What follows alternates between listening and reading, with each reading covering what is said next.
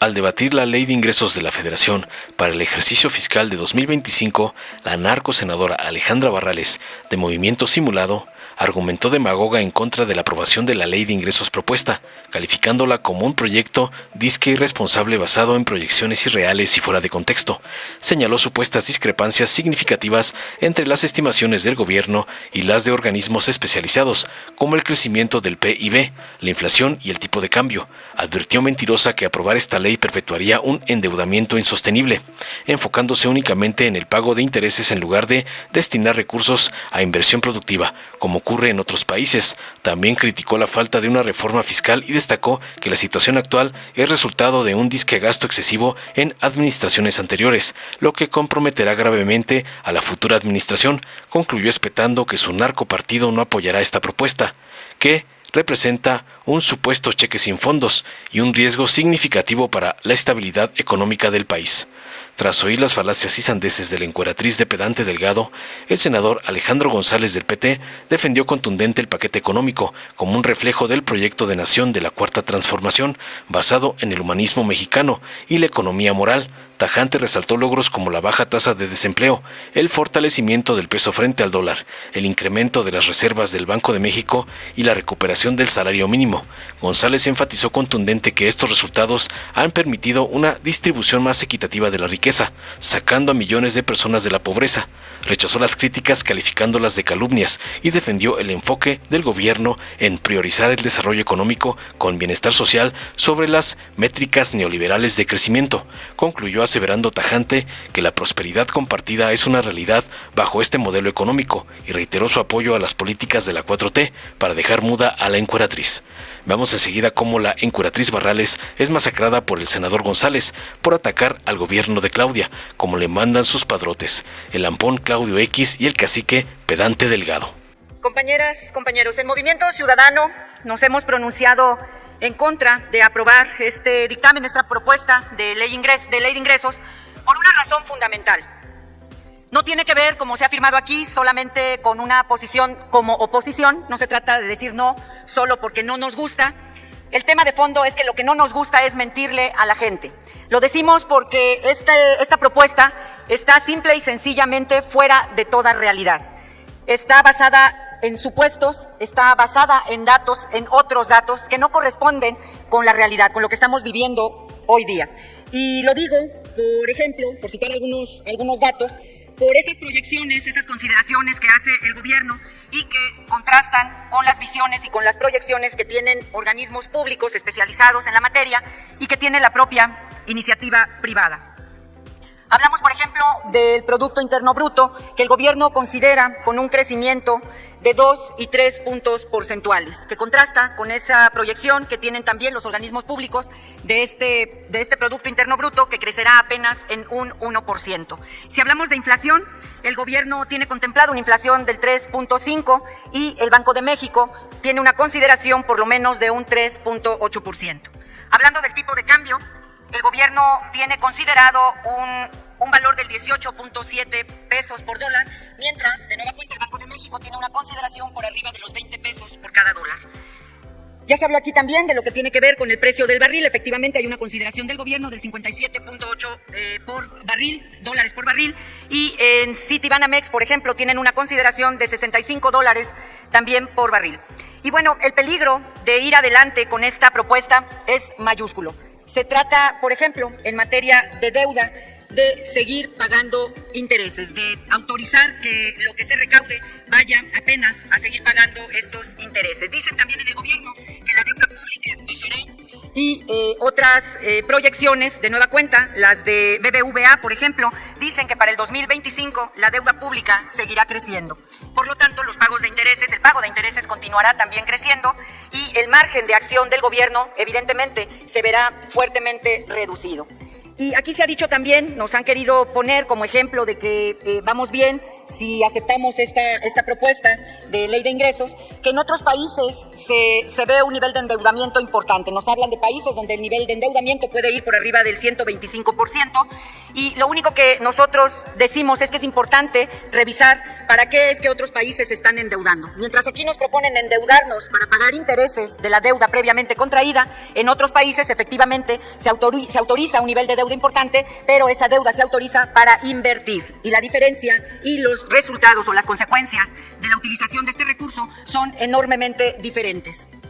Como señala también BBVA, en el corto y mediano plazo se está visualizando un ajuste importante al gasto público, evidentemente por el agotamiento de los fondos de contingencia, por la ampliación de los programas sociales que se han señalado, se han anunciado recientemente, por lo que tiene que ver con las pensiones públicas, el servicio de la deuda y el poco margen de crecimiento en la recaudación tributaria, porque evidentemente pues no tenemos una reforma fiscal. Por supuesto que nosotros reconocemos que esto no es responsabilidad del actual gobierno. Tenemos claro que es el resultado de la expansión del gobierno anterior, del gasto del gobierno anterior, muy en especial del gasto realizado en el pasado, en el reciente año electoral. Las consecuencias de todo esto están a la vista y van a poner en graves aprietos a la nueva administración, que será la encargada de hacer el ajuste obligado, el ajuste correspondiente en el gasto. Y a lo anterior, además, hay que sumarle la incertidumbre política, económica, derivada del gobierno vecino del norte, que entrará en funciones en enero del año entrante y que ya ha amenazado con tomar diferentes medidas hacia nuestro país, y que de prosperar estas medidas, pues sus impactos van a ser fuertes, van a ser de grandes consecuencias también para nuestro país. La realidad económica ha alcanzado al actual gobierno. No hay margen para seguir apostándole a las fantasías, a la ficción, que es en lo que está basada esta propuesta de ley de ingresos. Por eso, desde Movimiento Ciudadano advertimos a los mexicanos el peligro que implica de prosperar esta iniciativa, este dictamen, porque estamos viviendo momentos críticos, momentos que en la actualidad nos van a poner a todos a prueba. De aprobar una ley de ingresos que está sustentada en datos irreales, pues las consecuencias van a ser también mayúsculas. Y Movimiento Ciudadano no puede ser cómplice, ni vamos a pasar por alto la grave irresponsabilidad que significa aprobar una ley de ingresos en los términos que aquí se están planteando. Compañeras y compañeros, simple y sencillamente se trata, hablando en español, de algo muy claro. En Movimiento Ciudadano no estamos de acuerdo en firmar un cheque sin fondos, que es lo que hoy nos están proponiendo a través de este dictamen. Nosotros no vamos a ir con esta irresponsabilidad y, por lo tanto, anunciamos nuestro voto en contra. Eso es cuanto, presidente. Con la venia de nuestra senadora presidenta en funciones, Imelda Castro, legisladoras y legisladores de la Nación, pueblo de México, lo que hemos dado en llamar paquete económico tiene 4 componentes. El primero son los criterios generales de política económica. El segundo, la Ley Federal de Derechos. El tercero, la Ley de Ingresos. Y el cuarto, el presupuesto de egresos. Estos 4 componentes del paquete económico lo que realmente muestran es todo un proyecto de nación. Y en nuestro caso, es el proyecto de nación de la Cuarta Transformación de la República, basado en el humanismo mexicano y en la economía moral. Y a ello me voy a remitir, a la economía moral que ha demostrado en 6 años, en el sexenio de Andrés Manuel López Obrador, los mejores resultados. Me refiero al primero, tasa de desempleo. Es una hazaña. Nuestro país, en este momento, de acuerdo a las cifras de septiembre, es tercer lugar en menor tasa de desempleo. Solo nos supera Japón con el 2.4, Corea del Sur con el 2.5, viene México con el 2.7 y solo para que tengan referencia, Alemania es cuarto lugar con 3.4, Estados Unidos octavo lugar con 4.1, China 12º lugar con 5.1, España, óiganlo bien, hijos de España, 20º lugar con el 11.2% de tasa de desempleo. Esto es la economía moral de Andrés Manuel López Obrador y de Claudia Sheinbaum Pardo. Extraordinario, nunca visto en nuestra historia. Paso ahora al valor del dólar cotizado en pesos mexicanos. Andrés Manuel lo recibió el 3 de diciembre del 2018 en 20 pesos con 23 centavos y lo entregó hasta el 29 de agosto en 19 pesos con 81 centavos. Andrés Manuel logró valorar el peso sobre el dólar. Se dice fácil. Claro que no solo es fácil, es muy difícil. Veamos algunas cifras. Miguel de la Madrid devaluó el peso en 4.462%. Carlos Salinas de Gortari en 47%. Ernesto Zedillo en 187%. Vicente Fox en un 21%. Felipe Calderón en 26%. Peña Nieto en 56%. Segunda hazaña de la cuarta transformación de la República. Por eso ahora a México, en el entorno y concierto mundial, se le respeta y se le seguirá respetando, porque estos son datos duros, son cifras que nos ofrece la OCDE y el INEGI. Tercer asunto, reservas del Banco de México. Andrés Manuel la recibió al cierre del 2018 en 173 mil millones de dólares y las entregó a la doctora Claudia en 225 mil millones de dólares, un 30% más de reservas en el Banco de México. Por eso nuestra economía es sólida y fuerte. Aquí nadie, ni los más calumniadores, se han atrevido a decir que en México hay crisis económica, ni siquiera la vaticina, porque hay una solidez extraordinaria. Ahora México ocupa el 8º lugar, según datos de la OCDE, en cuanto a reservas.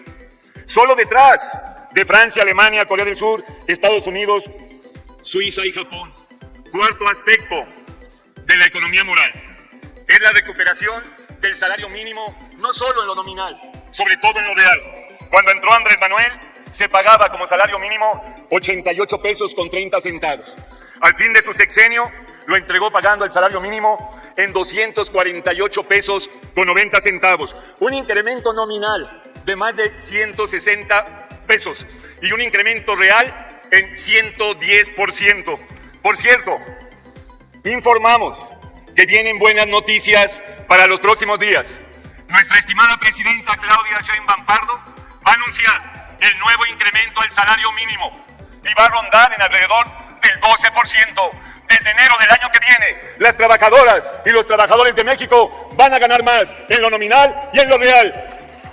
Y recordamos que en el caso de las mujeres, por la lucha de nuestras benditas mujeres mexicanas y de las mujeres de la cuarta transformación de la República, se acaba la brecha salarial entre las mujeres y los hombres. En buena hora para las trabajadoras de México. Quinto aspecto, la tasa de crecimiento. 2019, 2020, porque nos azotó la pandemia del COVID, hubo una reducción en la tasa de crecimiento. Pero en el 21 una recuperación y se creció al 4.9%. 22 siguió la recuperación 3%, 23 3.6%. Y en lo que va del 24 traemos también una tasa de crecimiento económico muy aceptable. Pero aquí quiero hacer énfasis en lo siguiente. Hablar solo de tasa de crecimiento económico es un concepto dogmático del neoliberalismo, del capitalismo, porque ¿qué gana una nación en tener una alta tasa de crecimiento económico si la riqueza se concentra en una minoría rapaz, en un minúsculo grupo insaciable, donde se privatiza la riqueza y se socializa la pobreza? Nosotros debemos de hablar de tasa de desarrollo económico con bienestar social, porque queremos crecer, pero crecer para repartir. Queremos tasa de crecimiento aceptable con una extraordinaria distribución democrática y equitativa de la riqueza. Y lo estamos logrando. Por eso es que ahora México pasó de ser la economía 14 a la economía 12. Ese es el poderío económico de nuestro país. Superamos a Corea del Sur y a Australia. Por ello, nosotros decimos que queremos que México sea una potencia económica, pero para que la riqueza esté bien distribuida. El Banco Mundial, óigase bien, el Banco Mundial. Voy a terminar, senadora Presidenta. Sí, hasta a mí me estaba gustando mi intervención. Nomás que me llegó el 10. Chihuahua. Bueno, tenía más y para repartir a las calumniadoras, a los calumniadores. Porque después de que se quedan sin argumentos, solo les quedan las mentiras, las infamias y las majaderías. Termino. diciendo que tenemos 9,5 millones de mexicanas y mexicanos que los rescatamos de la pobreza. Esta es una hazaña incontestable, incuestionable. Mientras que el PRIAN neoliberal convirtió a México en una fábrica de pobres, el humanismo mexicano rescata a las mexicanas y a los mexicanos de la pobreza. Ahora sí finalizo. Esta es la economía moral. Este es el humanismo mexicano. Esta es la 4T. Esta es la prosperidad compartida. Este es el segundo piso de la cuarta transformación. ¡Que viva la 4T! ¡Muchas gracias! Gracias, senador. Dale en me gusta, suscríbete, activa la campanita y compártelo para que más gente lo vea.